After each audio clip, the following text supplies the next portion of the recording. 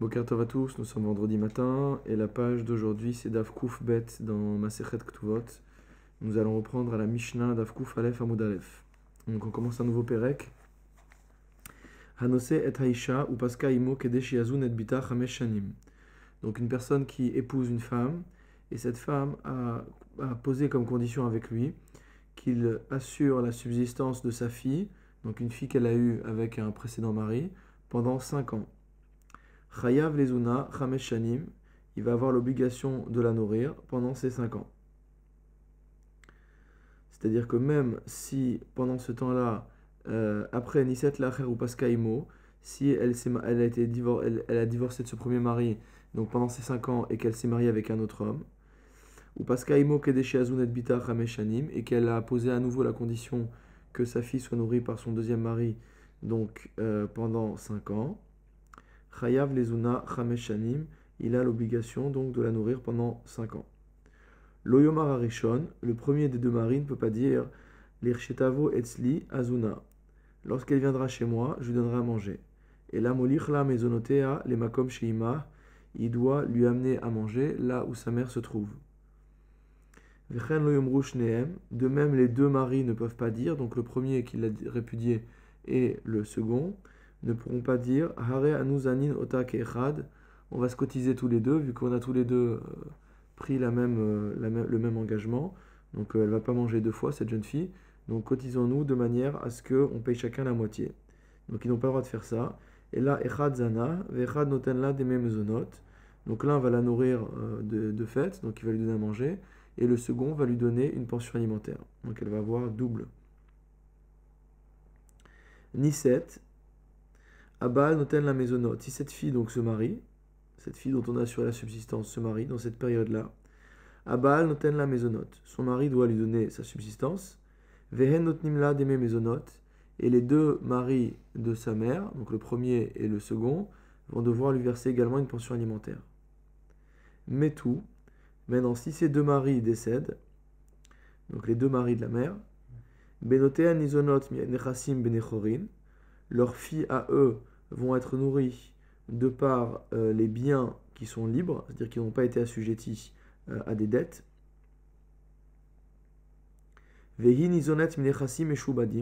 Tandis que elle, la fille, elle pourra être nourrie même à partir de biens qui sont assujettis. Pourquoi ? Mipne shei keba latrov, elle est considérée comme si elle détenait un crédit sur ces hommes.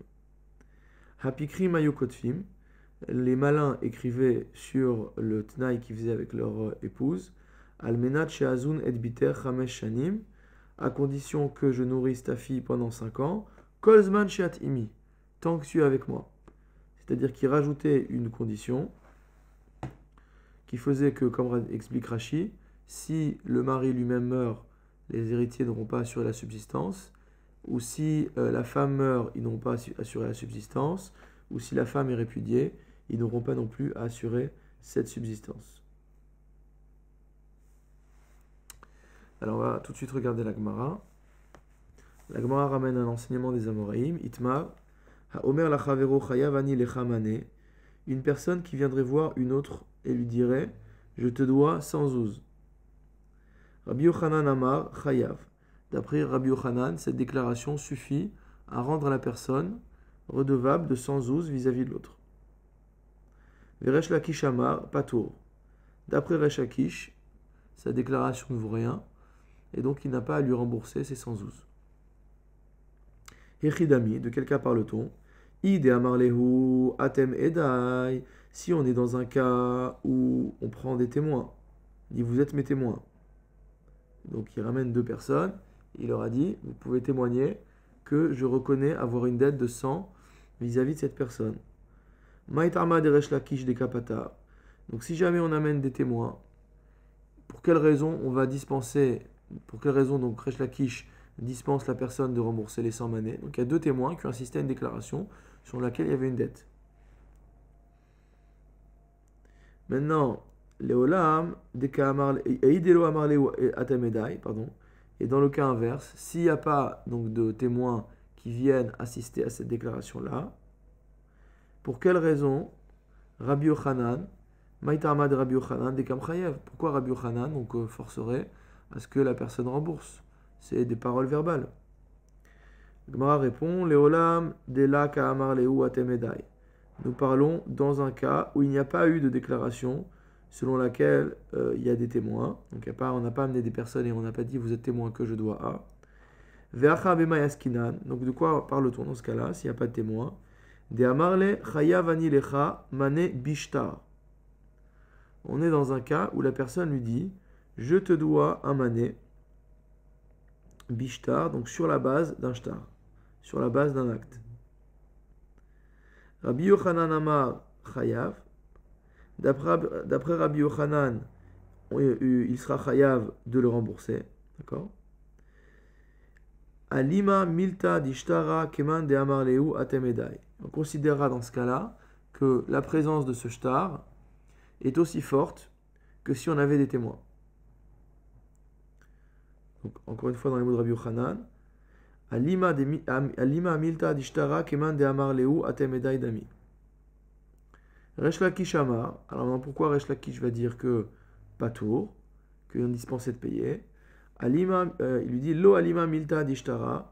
On ne considère pas que ce shtar-là a une force particulière.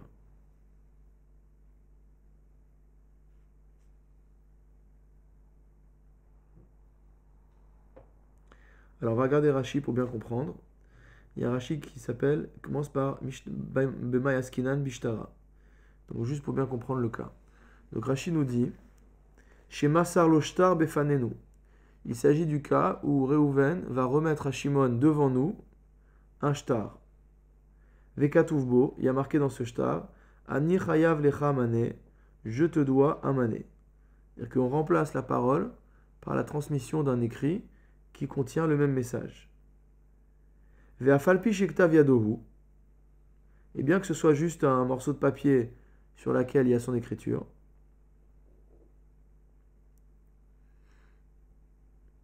Ho'il velo khatam, patour. Étant donné qu'il n'est pas signé, il n'y aura pas d'obligation de payer. Vehaditnan hotzi alav ktav yado sheu chayav lo, gove minechasim benechorim. Et si on prend par contre la Mishnah qu'on avait vue dans Ktubot, dans laquelle on dit que si on sort un acte comme quoi on est redevable à une personne, gove minechasim benechorim, qu'on va aller récupérer l'argent sur des biens qui sont libres. Kegon shechatambo ani ploni liviti mane mi ploni.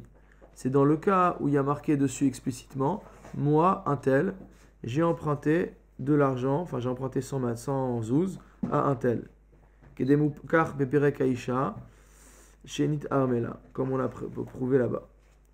De Amar Abaye, car Abaye nous avait enseigné, l'irtov khatimat yadea achaspa, qu'il fallait écrire donc ça, qu'il fallait marquer la signature de sa main. Aval amegilta lo. Donc ça c'est uniquement achaspa, donc sur de la terre cuite. Par contre amegilta, sur une megillah, sur un texte, sur un papier, un parchemin, c'est pas nécessaire. Voilà, donc ça c'est le cas, je m'arrête ici dans la lecture du Rashi.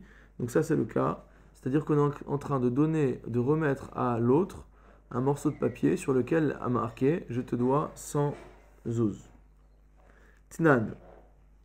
On a enseigné maintenant dans notre Mishnah « Hanose et haisha » que celui qui épouse une femme ou paska imo lazun et bita chamesh shanim et qu'on a conclu avec elle de nourrir sa fille d'un précédent mariage pendant 5 ans, chayav lezuna chamesh shanim, on a l'obligation de le faire. Maïlav ki aï gavna. La question de la Gemara, c'est n'est-ce pas que ce cas de la femme, donc du mari qui s'est engagé à nourrir la fille de la femme, est-ce qu'elle n'est pas équivalente à notre cas? Regardez Rashi. Il dit Ma edut yeshla le acharzman bidvarze. Quel témoignage particulier on a concernant cela? Lav ki gavna, est-ce que c'est pas comme notre cas à nous? Chez Moser l'ashtar bifne edim, comme s'il lui avait donné un shtar devant des témoins, des katuvbo, sur lequel il est écrit Ploni kibel à lavkar, un tel a pris sur lui cela. Ve'en sham lo kinyan ve'lo khatima. Donc le problème, c'est qu'on est sur un shtar qui n'a ni signature, ni kinyan. Deya vashtar khatum beyada, ma il est memra. Parce que si jamais c'est un shtar qui est signé, il n'y a rien à dire. C'est un engagement formel. Alors la Gemara répond Lo bishtare pesikta ou kiderav gidel. On parle d'un shtare pesikta. On va voir ce que c'est. Kiderav gidel, comme la vie de Rav Gidel. Regardez Rashi, lo bishtare pesikta. Achatan ve'akala poskin tnaim shebenehem bifnei edim. Le chatan et la kala donc vont définir des conditions entre eux. Bishne Edim, devant deux témoins. Ve'edim chotmim edut gmura. Et les Edim vont signer, donc de manière complète. Ve'im tomar, imken. Donc on parle de ça. Donc il nous dit, quand on parle dans la Mishnah, donc du fait que le mari a l'obligation donc de nourrir la fille pendant 5 ans, a priori, on est dans des conditions qui ont été signées devant témoins. Donc, imken ma il memra. Donc, si c'est comme ça, à quoi ça sert de nous dire qu'il a l'obligation? Et Rashi anticipe déjà et nous dit itzterir. On a besoin d'apprendre ça dans la Mishnah. Pourquoi? Kegon de leka kinyan eladvarim. Dans le cas où il n'y a pas de kinyan si ce n'est verbal. Viashmainan kederav gidal. Delo bae kinyan.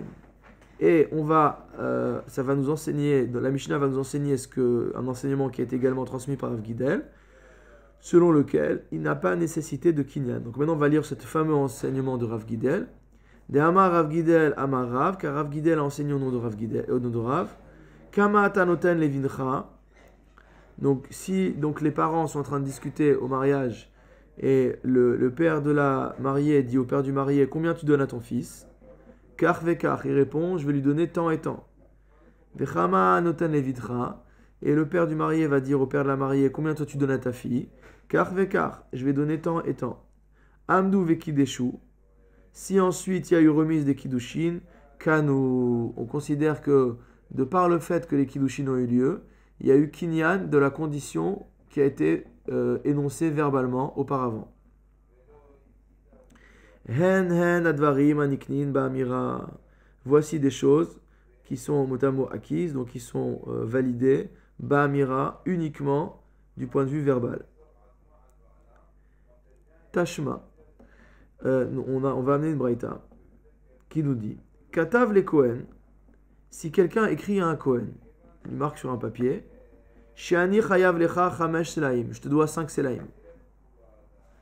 Chayav liten lo 5 selaim. Il va avoir l'obligation de lui donner 5 selaim, donc 5 pièces d'argent.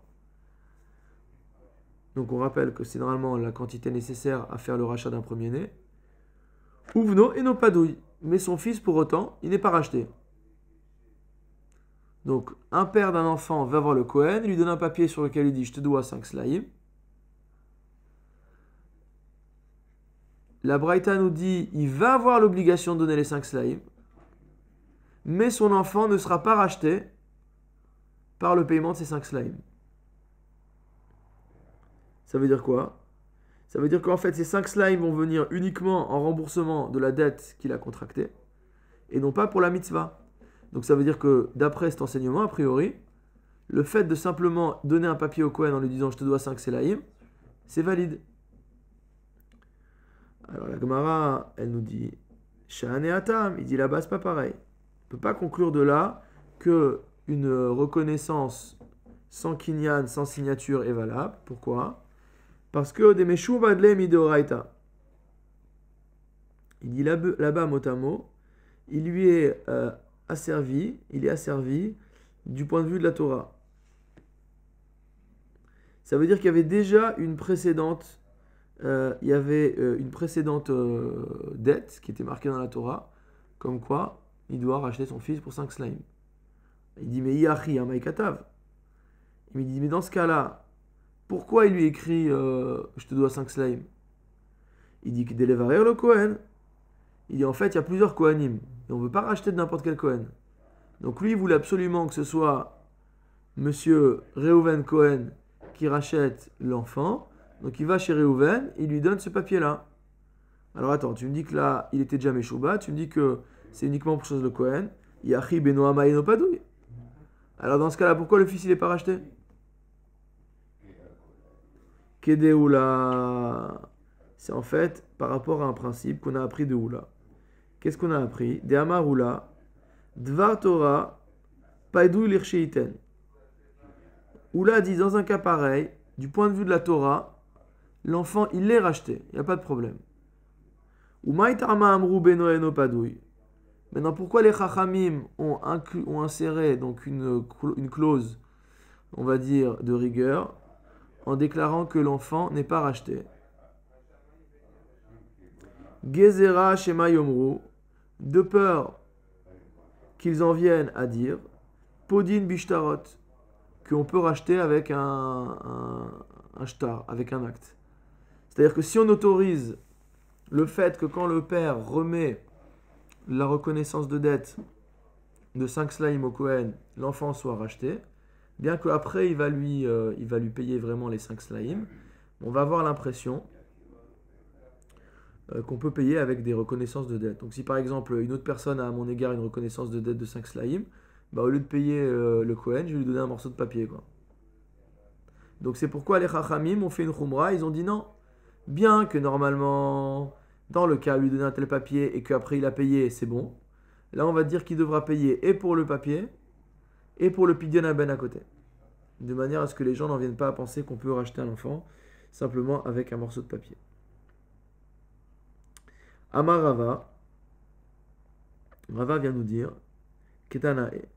Donc ce problème donc de la reconnaissance donc sur un shtar qui n'est pas écrit, d'accord. Donc cette marloquette entre Rabbi Yochanan et Resh Lakish, Ketanae, elle fait référence ou elle est en rapport avec une marloquette Tanaïm. Quelle est cette marloquette? Arev hayotse achar chitum shtarot. Imaginons qu'il y a deux personnes qui font une transaction. Cette transaction est concrétisée par un shtar, donc c'est signé, tout va bien. Et après que le shtar ait été signé, comme l'explique Rashi, il y a un tiers qui vient et qui va écrire sur le shtar en dessous, moi, je me porte garant. Donc c'est un Arev Ayotse Achar Chitum Shtarot, un garant qui se déclare après la signature de l'acte. Qu'est-ce qui va se passer? Gove Minechassim Benechorin. Le malvé, donc le prêteur, pourra aller saisir des biens en garantie, non pas sur des biens qui sont assujettis, mais même sur des biens qui sont libres. Regardez Rashi. Gove minechassim benechorim amalve minaharev. Donc le prêteur donc, ira chercher l'argent chez le garant. Velo minechassim eshubadim. Et pas sur des biens qui ont été assujettis. Kevan deleachar chitum ashtar hu haviale kemalve alpe. D'accord? Kevan deleachar chitum ashtar hu, pardon. Étant donné qu'il s'est déclaré garant après la signature du shtar, haviala kemalve alpe. Ou milvé AP, ça devient comme un prêt verbal. Et donc il n'y a pas de sheboud. Maase balifne Rabbi Ishmael. Il y a un cas pratique qui a été présenté devant Rabbi Ishmael. Ve'amar, et il a bien dit, Gove minechassim benechorim, que dans ce cas-là, on ira chercher sur les biens qui sont libres. Amarlo ben Nanas, donc ben Nanas est allé voir Rabbi Ishmael, il lui a dit, Enogove, lo minechassim benechorim, velo minechassim ishu abadim. Il dit, mais non, il va pouvoir aller se servir ni sur les biens qui sont libres, ni sur les biens qui sont hypothéqués. Amarlo lama. Rabbi Shmuel lui a dit, mais pourquoi? Amarlo, hare shayachonek et travero bashuk. Prenons le cas d'une personne qui est en train d'en étrangler une autre dans la rue. Umtsao chavero. Il y a un ami de celui qui est en train de se faire étrangler qui arrive et qui va à Marlo et qui dit à celui qui étrangle, Hanachlo va nieten lecha. Il dit, laisse-le, je t'en prie, je vais te donner 100 euros. Pas tout. Une fois qu'il l'a lâché, il n'a aucune obligation de lui donner 100 euros. Pourquoi? Shelo al emunato il vahu. C'est pas, il lui a pas fait un prêt à l'emunato, donc on va dire de bonne foi. C'est pas une relation de confiance ici.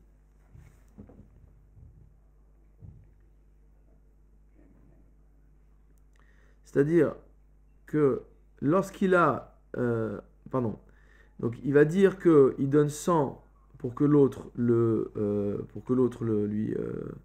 libère, d'accord?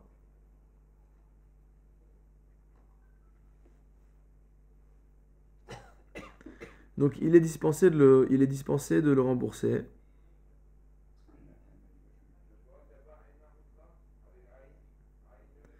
C'est-à-dire que quand il est venu donner les 100 euros à celui qui étrangle, c'est comme un prêt qui fait mot à mot à celui qui se fait étrangler, mais c'est pas quelque chose qu'il a fait de manière où il avait déjà la garantie que celui qui est en train de se faire étrangler allait le rembourser. D'accord? Donc ça ne crée pas une obligation pour lui.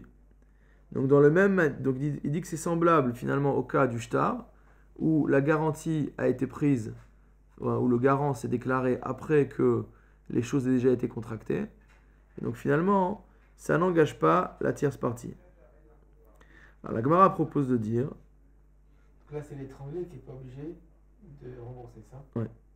Celui qui s'est porté garant, celui qui a donné les 100 euros, Voilà. lui devra payer par contre. Ouais.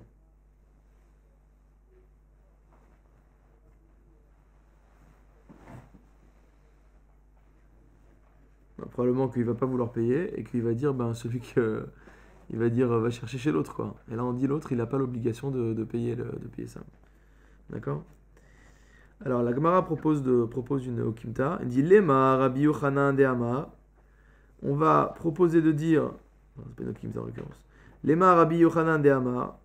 On va proposer de dire que Rabbi Yochanan, ce qu'il a enseigné, que Rabbi Ishmael, ça va comme Rabbi Ishmael. C'est-à-dire que qu'est-ce que nous avait dit Rabbi Yochanan? Donc si on reprend juste avant, Rabbi Yochanan avait dit Chayav, d'accord? Rabbi Yochanan avait dit que si on déclarait qu'on devait 100 à une autre personne, on est Chayav. Et Resh Lakish nous avait dit qu'on était Patour. Donc ici, ce que propose de dire la Gemara, elle dit Lema Rabbi Yochanan de Amar que Rabbi Ishmael. Quand Rabbi Yochanan nous dit qu'on est Chayav, on n'a qu'à dire que c'est comme Rabbi Ishmael. De la même manière que Rabbi Ishmael dit que le Haref qui se déclare après, on pourra aller chercher sur les biens Benechorin. Donc de la même manière ici, il pense que Rabbi Yochanan, il pense comme ça. Ça veut dire que bien que la déclaration soit postérieure, ici que le garant se déclare de manière postérieure, c'est du même acabit que ce que nous dit Rabbi Ishmael ici. Resh Lakish d'Amar Keven Nanas. Et peut-être que Resh Lakish, il pense comme Ben Nanas. C'est-à-dire que Resh Lakish qui dit qu'on n'est pas tour de payer, il pense comme ici, comme Ben Nanas, qui dit que finalement, il y avait pas l'obligation ne s'est pas véritablement créée, de par le fait que on est dans un cas particulier. Alors là, la Gemara nous dit Aliba de Ben Nanas, coulé à mal obligé. Il dit si tu suis l'avis de Ben Nanas, il n'y a pas de discussion. D'accord? Regardez Rashi. Aliba de Ben Nanas, coulé al mal obligé, Kelomar, c'est-à-dire Beha Shapir Ka'amar de Rabbi Yochanan ke Rabbi Ishmael. Ça veut dire que si on suit l'avis de Ben Nanas, ça marche bien de dire que Rabbi Yochanan est comme Rabbi Ishmael, Velo que Ben Nanas, et pas comme Ben Nanas. Des modés Rabbi Yochanan, des Ben Nanas patour, car Rabbi Yochanan reconnaîtra que selon le raisonnement de Ben Nanas, on n'est pas tour de payer. Des ashta ou ma'arev des shirbeda de oraitahu. Car si déjà dans le cas d'un arev normalement on a un shirbout d'oraita, ça veut dire que du point de vue de la Torah même, il y a assujettissement des biens. Dirtiv anochi et ervenu, comme on voit dans Bereshit, qui leka edim patour. Lorsqu'il n'y a pas de témoin, c'est sûr qu'on sera dispensé de payer. Kol sheken kai gavna, donc a fortiori dans notre cas, où c'est juste une déclaration verbale, ou alors un shtar qui n'est pas signé. Kipligué, donc le cas où ils sont en discussion, d'accord? Aliba de Rabbi Ishmael. Ce sera en fait non pas comme l'avis de Rabbi de Ben Nanas, mais comme l'avis de Rabbi Ishmael. On va dire Rabbi Yochanan qui est Rabbi Ishmael. On va dire que Rabbi Yochanan, lorsqu'il dit qu'il est chayav, ça va bien comme l'avis de Rabbi Ishmael. Veresh Lakish, mais Resh Lakish, il va te dire quoi? Atkan le Kahama Rabbi Ishmael. Il va te dire, moi je t'ai pas dit que je pense pas comme Rabbi Ishmael. Mais je vais te dire que les paroles de Rabbi Ishmael étaient limitées, d'accord? Et il dit, Atkan le Kahama Rabbi Ishmael atam, et là des shayachle les shibuda de Oraita. Il dit que ce qu'a dit Rabbi Ishmael, ce n'était lié que à un cas de shiabud de Oraita. Pour te dire que le harev, il va être assujetti donc à cette dette du point de vue de Oraita. Avalacha, mais dans notre cas à nous, dans notre cas où on dit un tel doit à un tel, il n'y a pas de shiabud. C'est-à-dire que là, c'est la shayar shirbuta d'Oraita. C'est-à-dire que ce fameux principe de shirbuta d'Oraita qui fait qu'on est assujetti du point de vue de la Torah à la dette, c'est uniquement dans le cas d'une personne qui s'était emportée garante. Mais dans le cas d'une personne qui a simplement déclaré « je dois à un tel », il n'y a pas ce din-là. Et donc, on peut très bien dire qu'on ira comme Rabbi Ishmael et pour Rabbi Yochanan et pour Resh Lakish. Simplement, Rabbi Yochanan comprendra la parole de Resh Lakish, la parole de Rabbi Ishmael de manière simple. Et il va dire qu'il y a l'obligation. Tandis que Resh Lakish va te dire oui, c'est vrai, je pense également comme Rabbi Ishmael, mais dans notre cas, il n'y a pas cet assujettissement des biens, des Oraita, et donc du coup, on n'est pas tour de payer. Goufa. Donc la Gemara revient sur un enseignement qu'on avait vu. Amar Rav Gidel, Amar Rav. Rav Gidel enseigne au nom de Rav. Kama ata noten levincha, kach vekach, vekama ata noten lebitecha, kach vekach, amdu vekideshu, kanu, hen hadvarim aniknim ba'amira. Donc ça c'est l'enseignement de Rav Gidel qu'on avait vu. Donc lorsque le père de la mariée dit au père du marié combien tu donnes à ton fils, le père du marié dit au père de la mariée combien tu donnes à ta fille, chacun il dit non, moi je donne ci, l'autre il dit moi je donne ça. Après ça, ils se marient, les kiddushin sont remis, on considère qu'il y a eu kinyan, il y a eu validation donc juridique de l'engagement des parents à donner à leurs enfants les sommes qui ont été indiquées verbalement. Et donc ça s'appelle des choses, un niknin ba'amira, ça s'appelle des choses pour lesquelles on peut faire un kinyan verbal. Amar Rava. Rava vient nous dire quelque chose. Mistabera milta de Rav. Donc ce qu'a enseigné Rav, donc ici, c'est Rav Gidel au nom de Rav, ça marche bien, ça c'est logique. Bebito Nahara. À propos de sa fille qui est Nahara. Pourquoi? Dekamate Hana'a l'idée. Parce qu'en fait, il va tirer un bénéfice de cela. Puisque lorsque la fille est Nahara, les kiddushin vont aller au père. Donc du fait que le père même est intéressé à l'affaire, il va avoir une Hana'a du fait de la la contractualisation du mariage. Donc on considère que ces paroles précédentes sont également valables, parce qu'il est directement impliqué. Aval Bogeret. Mais si on prend une fille Bogeret, donc qui a passé 6 mois après les 12 ans, dès la matéana à l'idée, où dans ce cas-là, le père ne va pas avoir de hana'a. Pourquoi? Parce que le montant des kiddushin vont aller à la jeune fille elle-même. Dans ce cas-là, c'est pas mistaber. Dans ce cas-là, c'est pas logique de dire que Rav pense comme ça. Ve'a Elohim, et moi je te jure, Amarav afilou bogeret, que Rav a dit cela même dans le cas d'une bogeret. Donc a priori c'est illogique, comme on vient de l'expliquer. Deilotema achi, maintenant pourquoi tu dis que Rav il a dit que ça parlait même du bogeret? Alors c'est étonnant ce qu'on est en train de dire ici, parce que apparemment, on ne sait pas, il a pas vraiment entendu l'enseignement de Rav. Pour ça qu'il dit afilou lotemar, parce que si tu dis pas comme ça, c'est que il n'y a qu'à dire je l'ai entendu de Rav. Donc on voit là que c'est uniquement une déduction logique que Rav a dit ça. Et le Ritba, c'est un point intéressant que j'ai noté. Donc le Ritba met un point là-dessus en disant qu'on a le droit, on apprend de là qu'on a le droit de jurer même sur une chose qu'on a déduite uniquement par la logique. C'est-à-dire si on est certain d'une chose, même si on ne l'a pas vu ou on n'a pas entendu, d'accord? Si ça n'a pas été entendu de manière claire, on a le droit de jurer, entre guillemets, pour dire que c'est comme ça. Je te jure que c'est comme ça, même si je ne l'ai pas entendu. Donc ici, il te jure que Afil ou Bogueret, que Rav pense que ça marche même pour une Bogueret. Pourquoi? On va voir le raisonnement. Deilotema achi, car si tu dis pas comme ça, Avi aben maihana'a atalide. De toute façon, le père du marié, quel intérêt il a? Lui, il marie sa fille, c'est lui qui paye. Donc il va pas recevoir d'argent. Donc pourquoi, si tu dis que tu peux pas dire que le père de la mariée, ça marche que quand il reçoit de l'argent, alors que le père de la mariée, ça va marcher même s'il reçoit pas d'argent. Puisque dans le cas de la Nahara, lui, de toute manière, il touche pas d'argent. Et là, Beahi Hana'a, Deka Michatne Ahadade. Non, il dit ça marche pas de dire ça. Parce qu'il y a quand même une Hana'a. Et la Hana'a, c'est le fait que les enfants soient mariés entre eux. Gamre ou Makne le Hadade. Et donc c'est par le fait qu'il y a une Hana'a des parents que leurs enfants soient mariés entre eux que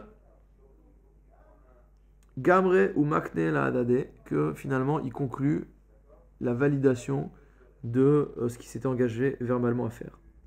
Amar les Ravina les Ravashi. Ravina a dit à Ravashi. Dvarim alalu nitnu likatev olo nitnu likatev. Ces choses-là dont on parle, ces conditions, est-ce que elles peuvent être écrites ou elles doivent être écrites? Olo nitnu likatev, ou elles n'ont pas à être écrites. Regardez Rashi. Nitnu likatev, natnu chachamim ktiva la davar, que les chachamim ont institué l'écriture pour cette chose-là. Des imba'u le'artim edim bidvarim alalu, shien belo kinyan. Donc si on vient faire signer des edim pour ces choses-là, donc où il n'y a pas de kinyan. Ou alors lo nitnu likatev, ça veut dire quoi? Des lo litrof mimisha bede. Ça veut dire que vu qu'il n'y aura pas d'écrit, on ne pourra pas aller chercher l'argent sur des biens hypothéqués. Kevan deleka kinyan, et vu que dans ce cas-là, il n'y a pas de kinyan, lo mishtabe de nirse, donc il n'y a pas d'assujettissement des biens. Donc ça, c'est la question que pose Ravina à Ravashi. Donc il lui dit, est-ce que finalement ces choses-là sont écrites? Et donc il y aura assujettissement de biens ou non? Amarle, lo nitnu likatev. Il a dit non, ça ne s'écrit pas. ITV. On lui objecte. Apikrin ayukotvin almenat shazunet bitra chameshanim kolzman shatimi. On voit dans la Mishnah que c'est écrit que ceux qui étaient malins écrivaient la condition tant qu'on sera ensemble ou tant que je serai avec toi, alors je paye la nourriture pour ta fille pendant 5 ans. Si on n'est pas ensemble, quelle que soit la raison, je ne paye pas. Donc on voit bien dans la Mishnah qu'il y a marqué kotvin. Donc comment on peut dire que l'onitnu likatev, que c'est des choses qui ne s'écrivent pas? Alors la Gemara répond, maï kotvin omrim. Quand on dit écrire, en fait c'est pour dire, parler. Vekarele le amira ktiva. Il dit alors, le parler, t'appelles ça écrire? C'est moque du monde. La Gemara dit, oui. Ah ouais, on peut appeler, parler, ça peut se dire écrire. Et vice versa. Alors il dit Ve'atnan, et pourtant on a une Mishnah qui l'enseigne. Hakotev le ishto dinu dvarim enli benir saïr. Celui qui écrit à sa femme, donc je ne veux pas avoir affaire avec tes biens, donc on avait vu dans un pérec précédent. Ve'tan et Rabbi Chia, et Rabbi Chia avait enseigné à propos de ça, Ha omer le ishto. C'est celui qui dit à sa femme. Donc on voit de là que il peut avoir que écriture peut également signifier donc parler. Tashma. On ramène une braïta qui nous dit En kodvin shtare erusin venisuin ela midat shneem. Que on écrit de shtarim, shtarot, des actes de Erusin et de Nisuin. Et la Midat Shneem, ça ne doit être écrit que en pleine conscience des deux. C'est quoi Shtare Erusin? Regardez Rashi. Pardon, c'est juste après, quand on est dans la discussion, donc je continue. Amidat Shneem Kodvim. Donc ça veut dire, si tu me dis que on écrit ces shtarot là que quand ils sont tous les deux d'accord, bah ça veut dire qu'on écrit quelque part. Alors là, tu me dis qu'on n'écrit pas, tu me dis qu'on parle. Maïlav Shtare Pesikta. Donc n'est-ce pas que ce dont on parle ici, c'est Shtare Pesikta. On est en train de bien parler. Donc du shtar dans lequel les uns et les autres s'engagent à ce qu'ils vont faire pour le mariage. La Gemara répond Lo, Shtare Erusin Mamash. Non, ici on parle de Shtare Erusin. C'est quoi Shtare Erusin Mamash? Regardez Rashi. Shtar chez Mekadesh Bo et Aisha. C'est le shtar par lequel on prend femme. C'est-à-dire qu'il écrit sur le papier Hareat Mekudeshetli, Katuv Bishtar, ou Moserla. Je prends un papier, j'écris dessus tu m'es consacré en tant qu'épouse, et je donne le papier à la femme. Et qu'est-ce qu'on apprend là? On apprend là qu'on ne peut écrire cela que si la femme est d'accord. Kederav Papa, comment enseigner Rav Papa? Verav Sherabia de Amre, Katvu Shelomidata, Ena Mekudeshet, comme on va voir juste après. Que s'il a écrit et qu'elle n'est pas au courant, elle n'est pas Mekudeshet. Alors, Kiderav Papa, Verav Sherevia, donc comme Rav Papa et Rav Sherevia, des Itmar, car on a cet enseignement de Zamoraïm, Ketavolishma Veshelomidata, si on a écrit Areat Mekudeshet en pensant à la femme en question, Veshelomidata, mais elle n'est pas au courant. Rabba Veravina Amre Mekudeshet, d'après Rabba et Ravina, le fait que j'ai eu comme intention que ce soit pour cette femme-là, ça suffit à la rendre Mekudeshet. Rav Papa Verav Sherevia Amre Ena Mekudeshet, mais Rav Papa et Rav Sherevia ne sont pas d'accord, parce qu'ils disent que comme elle ne savait pas qu'il voulait lui remettre des kiddushin, ça marche pas. Tashma, nouvelle difficulté. On apprend dans une braïta, Metu benoteen nizonot minichasim benechorim. Que si les deux hommes sont morts, les deux maris, donc leurs filles vont être nourries, minechasim benechorim, donc sur la base de biens qui ne sont pas assujettis. Vehi nizonet minechasim meshubadi, mais elle, la fille de la femme du précédent mariage, elle sera nourrie sur la base de biens assujettis. Pourquoi? Mipni shei keba latrov, car elle a un statut de créancière, exactement. Hacha bema yaskinan. Il dit ici de quoi parle-t-on? On parle chez Kanu Miyado. Donc on voit qu'il y a eu un kinyan. Parce que si c'est juste verbalement que ça a été déclaré, tu vas nourrir ma fille pendant 5 ans, comment on peut aller chercher sur des biens assujettis sans même qu'il y ait eu de kinyan? C'est pas possible.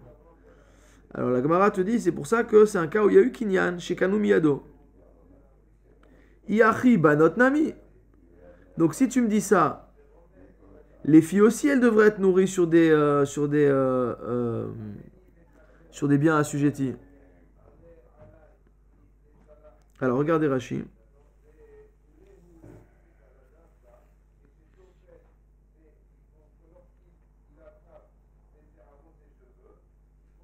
C'est sur la suite, mais c'est pas grave. Sur Maï Paska, c'est dit Vechidavar pasuk ou chez les chachamim chez kodim la bat aisha velo la banot. Chez Shanu stam bamishna, oui. Benotem nizonot benechorim ve nizonet meshubadim. Donc comment ça peut être aussi clair pour les chachamim que dans un cas on va utiliser des biens assujettis et dans l'autre cas non. Donc dans les mots de la Gemara. Iachi banot nami. Donc si c'est comme ça, on va dire que c'est pareil pour les filles. Mais chez Kanulazo, Velo Kanulazo. Donc la Gemara propose de dire que c'est dans un cas où on a fait kinyan pour la fille du mariage précédente, mais on n'a pas fait kinyan pour les filles qui sont nées du mariage. Umaï Paska. Et comment tu peux dire que les choses sont si sûres? Ihi de avai bishat kinyan, manela kinyan. Celle qui était là au moment du kinyan, le kinyan est bon pour elle. Banot de loavu bishat kinyan, les filles du mariage en question, elles n'étaient pas nées au moment du kinyan, puisque le kinyan c'est le mariage.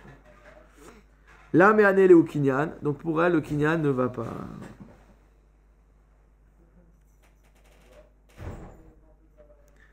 Alors la Gemara pose une question. Il dit Milo askinan de'avai bishat kinyan. N'est-ce pas que nous on parle d'un cas où elles étaient là au moment du kinyan? Ve'echidami. Alors comment les femmes du mariage présent, elles peuvent avoir été là au moment du mariage de leurs parents? C'est pas possible. C'est contradictoire. Elle te dit Kegon de Giresha ve'adra. Dans le cas où ce mari-là donc a pris cette femme, il a eu des filles avec elle, il a divorcé d'elle et après il l'a réépousée.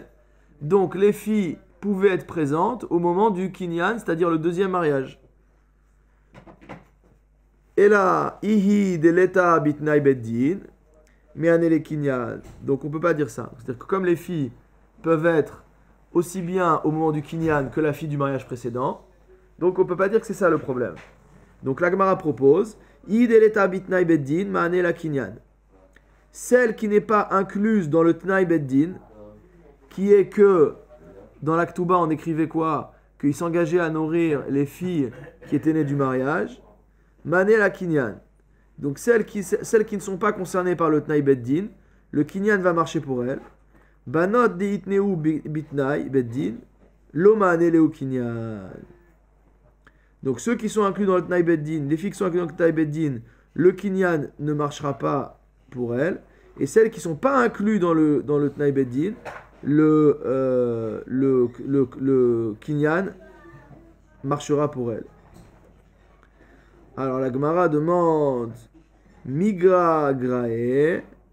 Est-ce que les unes vont être considérées comme moins valables entre guillemets que les autres, d'accord? Est-ce que parce qu'elles sont incluses dans le Tnai Beddin, les enfants qui naissent du mariage, alors on va leur donner un statut inférieur, moins puissant du point de vue juridique que la fille qui est née avant du précédent mariage? C'est pas possible de dire une chose pareille. Et là, Benota va inutama. Il dit non, ces filles à lui, c'est pour une autre raison. Kevan de itneu bit aibeddin, étant donné qu'elles sont incluses, qu'elles ont été incluses dans le tnaï du beddin, qu'il doit les nourrir. Emar, tu peux dire que tsrare atpesinhu. Ça veut dire qu'il leur a remis, elles ont pris des bourses d'argent. D'accord? Il leur a déjà donné de l'argent. Donc il n'y a pas à s'inquiéter pour elle. Tandis que la belle-fille qui arrive du mariage précédent, elle n'a pas ça. Lo yomar arishon. Ouais, on va s'arrêter là.